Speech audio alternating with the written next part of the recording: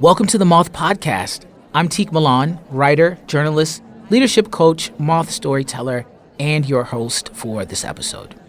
We're celebrating the launch of our brand new book, A Point of Beauty, True Stories of Holding On and Letting Go. Now, you're listening to the Moth podcast, so I know you love hearing the Moth. But reading the Moth, it's an entirely different way to experience these true personal stories. Plus, it's much harder to give a podcast as a last-minute gift for your partner's birthday or graduation. Mother's Day, Father's Day is coming up, just saying. And the Moth's new book might include a story from the person you're listening to right now. Actually, there's no might about it. You can read a story from me in the book. Before I get into more about what makes this book so special and why you should definitely pick it up wherever books are sold, I want to share one of the much-loved stories that appears in A Point of Beauty. This one's from Shaun Leonardo, and he told this at a Boston main stage where the theme of the night was, "Who do you think you are?" Here's Shaun live at the Moth.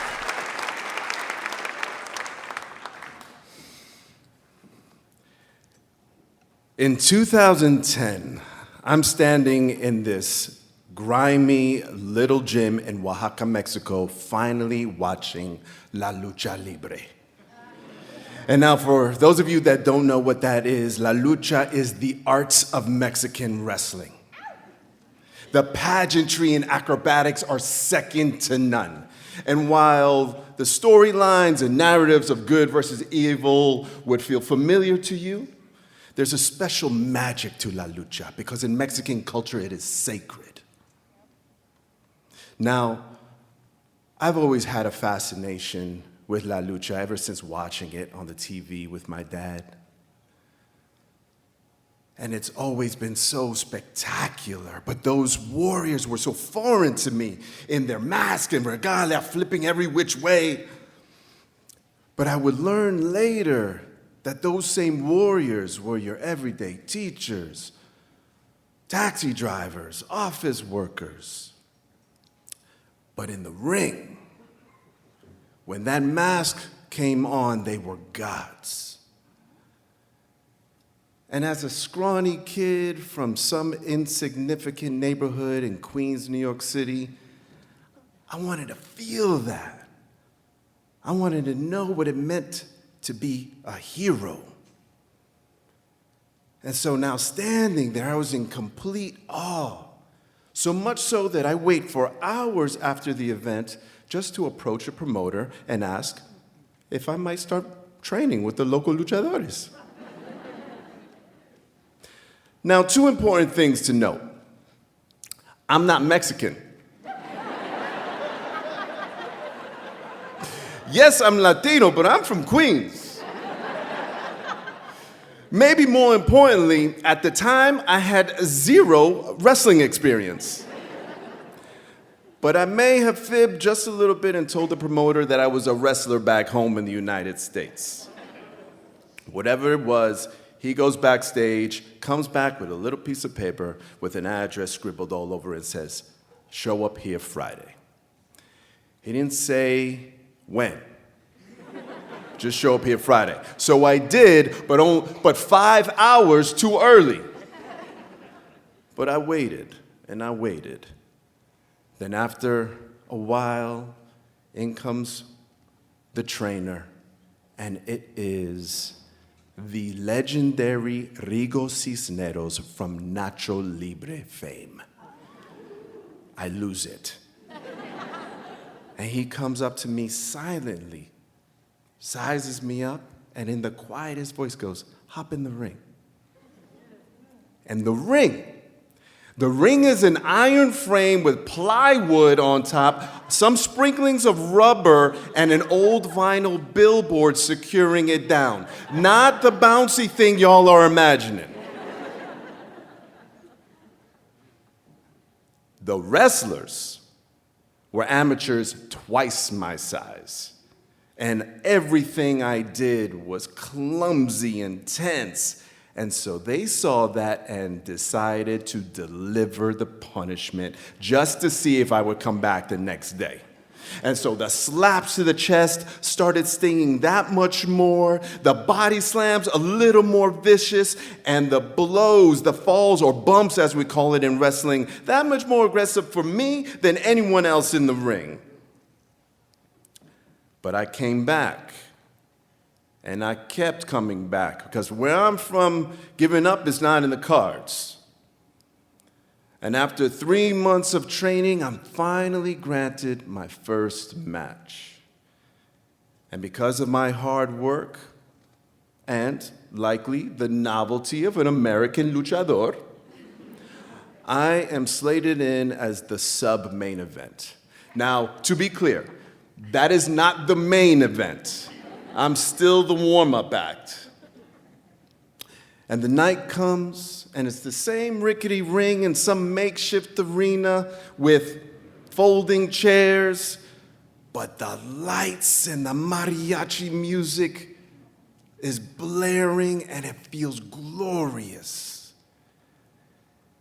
And they call out my name, and all the blood rushes right out of my body.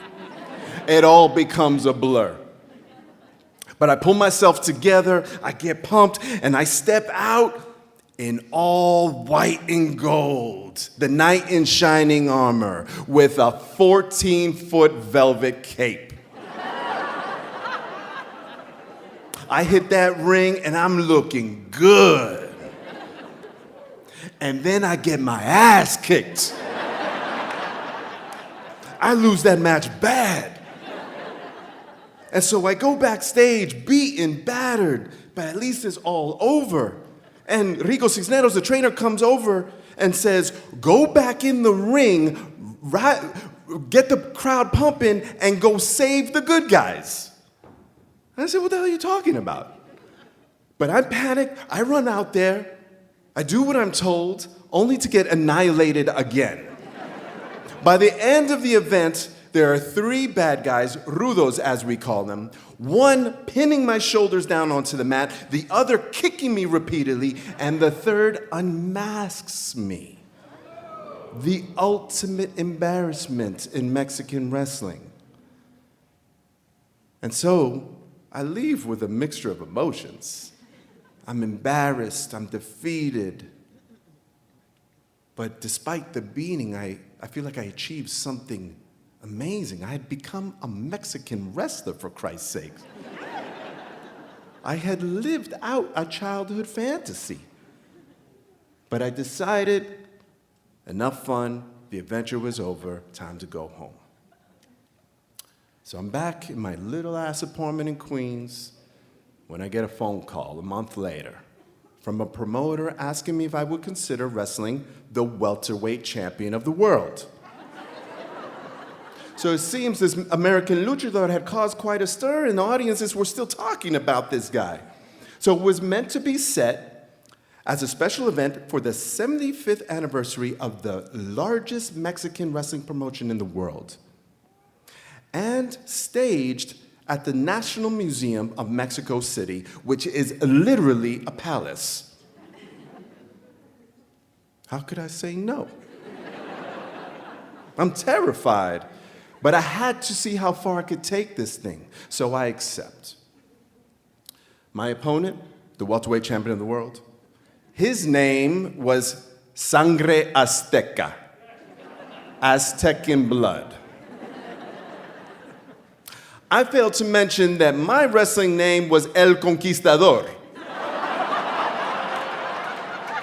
the Conqueror. Now, for anyone here that recalls their colonial history, the conquerors didn't do such nice things in Mexico. It was a match made in heaven. The storyline was set. But upon touching ground in Mexico, I'm explicitly told there is no way I'm winning this match. And then I'm told that Sangre Azteca refuses to choreograph the match. Now, if you know anything about wrestling, you know that the outcomes, yes, are predetermined, but that also the matches are more or less scripted. So now, not only am I being forced to lose the match, I could get really hurt. This has gone too far. Ironically, I'm billed as the good guy. or técnico as we call it in Mexican wrestling. But when the announcer finally calls out, El Conquistador de Nueva York, the entire audience turns on me. Now, Mexican wrestling is a familial affair, so the abuelas, the grandmothers, everyone down to the kids start cursing at me. I feel like the entire arena wants to see me massacred. And in front of over 1,000 audience members, Sangre Azteca and I go mano a mano, one-on-one. 2 out of 3 falls for more than 45 minutes. And we go at it. We're going blow for blow, putting each other in submission moves. We're fighting on the outside of the ring. We're kicking and we're going hard. At one point in the match, revved up by the insults of the audience, I look down on my opponent who I just body slammed, and I smack him.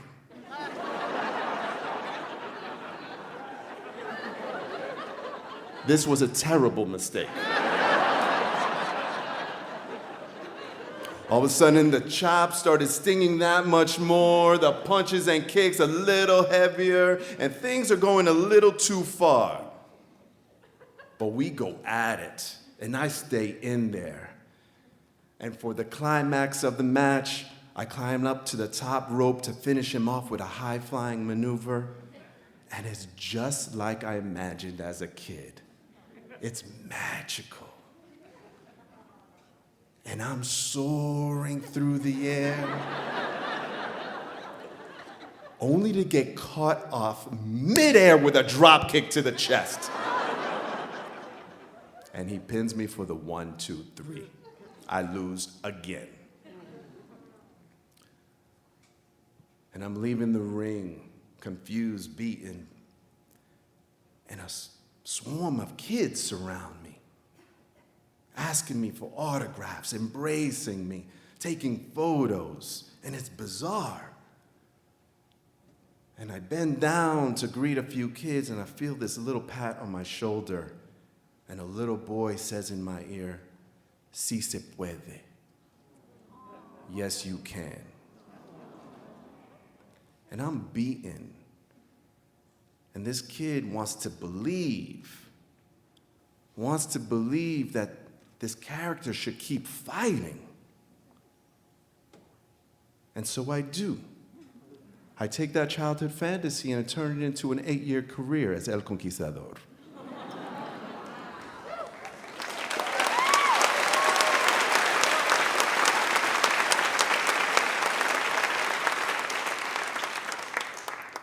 Now it's been almost 10 years since the last time I stepped in the ring. But of course, I think about my adventures as a luchador all the time. But more than anything, I think about that little boy's words. Because when times get most difficult for me, and these last 2 years have been some of the most challenging and tragic years of my life, of so many of our lives, El Conquistador reminds me that it's not always about winning. It's not about being the hero all the time. It's about moving through the failures and getting up after the losses. Because as that little kid said, that kid that just wanted to believe, si se puede. Yes, you can. Yes, we can. Thank you.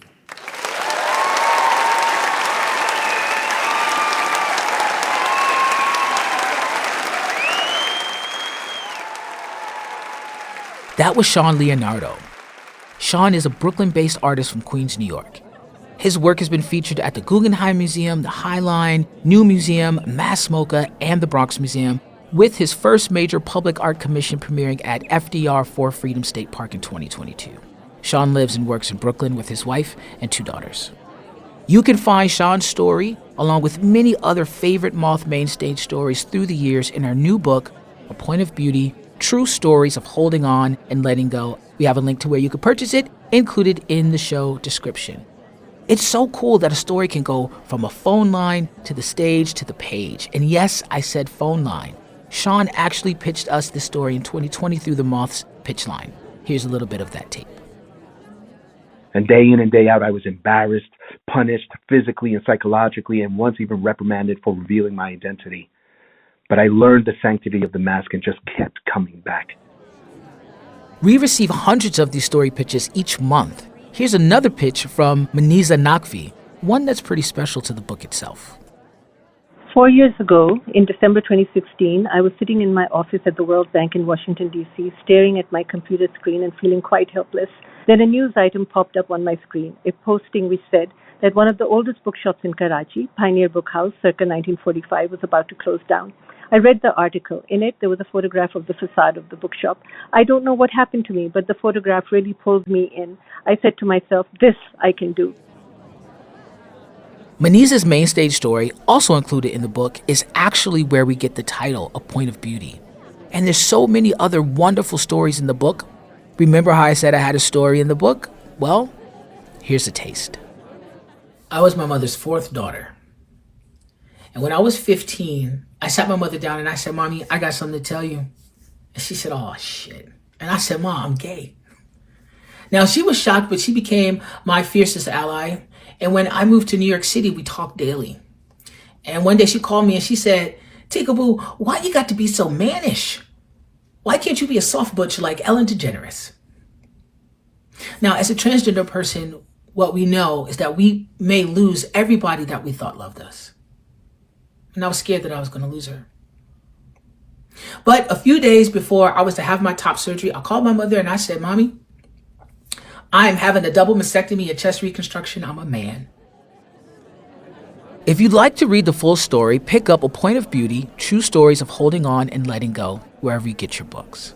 The core of a Moth story, whether it's presented on stage, broadcast over the airwaves, or is read on the page, the core is vulnerability, connection, and beauty, no matter how a story is shared. We hope you like the book because we think it's really special.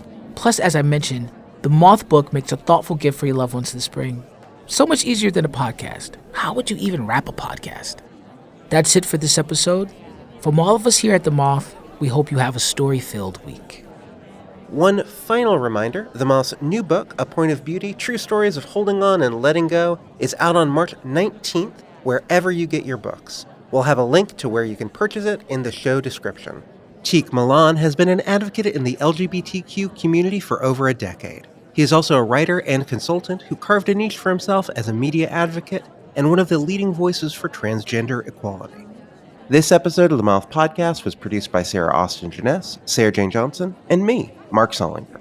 The rest of the Moth's leadership team includes Sarah Haberman, Jennifer Hickson, Meg Bowles, Kate Tellers, Marina Cluche, Suzanne Rust, Brandon Grant Walker, Leanne Gully, and Aldi Casa. The Moth would like to thank its supporters and listeners. Stories like these are made possible by community giving. If you're not already a member, please consider becoming one or making a one-time donation today at themoth.org/giveback. All Moth stories are true, as remembered by the Storytellers. For more about our podcast, information on pitching your own story, and everything else, go to our website, themoth.org. The Moth Podcast is presented by PRX, the Public Radio Exchange, helping make public radio more public at prx.org.